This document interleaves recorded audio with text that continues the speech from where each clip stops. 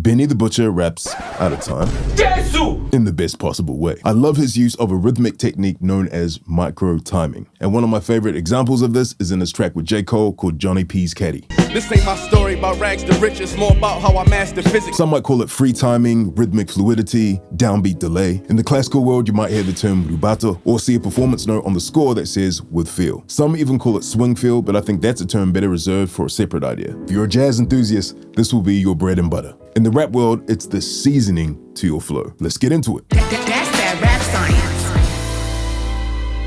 science. A great way to understand microtiming is to visualize it. Consider this grid and think of it as representing rigid metronomic timing. Ba, ba, ba, ba, ba, ba, ba, ba. And then we can subdivide it like this. Ba, ba, ba, ba, ba, ba, ba, ba, ba, ba, ba, ba, ba, ba, ba. Each syllable represented by these dots landing precisely on the grid lines. Now, walk with me for a moment. Think of these syllables as individuals living in a society where what's considered on time is a little bit negotiable. Time is a guide and you're kind of expected to pull up to things a little bit late. Black folks, Pacifica folks, South Asians, Arabs, South Americans, you know what I'm talking about. Why are you running? Y'all shouldn't have any problem with this. You know, we just fashionably late. But a few of us are time conscious and we happen to get there on the mark, and the odd ones of us get there early. You know, like our parents' generation getting to the airport. So instead of this, pop, pop, pop, pop, pop, pop, pop, pop, you get this. Pop, pop, pop, pop, pop, pop, pop, pop. Now, the cool thing about this is that since the precise timing is kind of undefined, you can actually sneak 1 or 2 extra notes in there and just shuffle things over. So we can have 9 notes instead of 8, and it kind of sounds like this. Pop, pop, pop, pop, pop, pop, pop, pop, pop, pop, pop, pop, pop, pop, pop, pop, pop.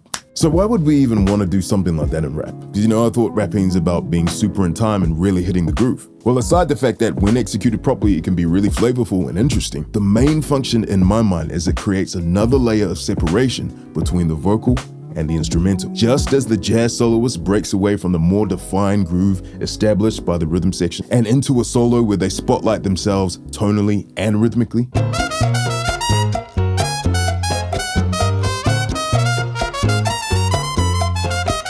So too does the rapper break away from the beat and highlight themselves, causing the listener to pay more attention to what they're saying. And this ties into the next important point. Microtiming deviations in rap flow somewhat mirror the way we converse. No one talks perfectly in time or perfectly rhythmically. If we did, we'd sound robotic, or ironically, like we're rapping. But the issue would be that it would distract us from the message. And so, microtimed flows are designed to highlight the verbal content of the rapper's verse, which is why it's so common to hear these kind of flows in the boom bap era and neo boom bap hip hop. It's where storytelling and hardcore lyricism is a lot more prominent. Let me demonstrate the difference between a straight flow and Benny the Butcher's microtime version using a particular 4x section from the song. Problems that I correct through the obstacles I progress. Illogical that they feel responsible for our success. Besides Con West, tell me who else I gotta respect, cause I'm kinda perplexed. It's about time that I got my respect.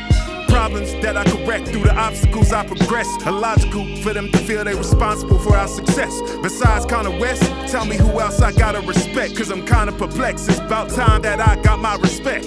Now, I'm not necessarily saying either version is better or worse. In fact, I know some people will probably prefer the straight version. I myself prefer Benny's microtime deviations. But the main takeaway is that they serve different functions. I believe it was easier to digest what was being said in the microtime version versus the straight version. But what's very important to note is that these timing fluctuations are not entirely random. You can tell the difference between someone who actually understands and can effectively implement microtiming and someone who just can't rap in time. Rappers like Benny the Butcher understand timing to such a degree that they can let the beat lead them and catch up to it at will and dance all around it in a seemingly random way. But over time, they're still very much in time. It's a beautiful thing and a hallmark of a truly seasoned MC. So if you want to learn more about how to level up your rap flow game, make sure you like, subscribe, all that good stuff. I'm out.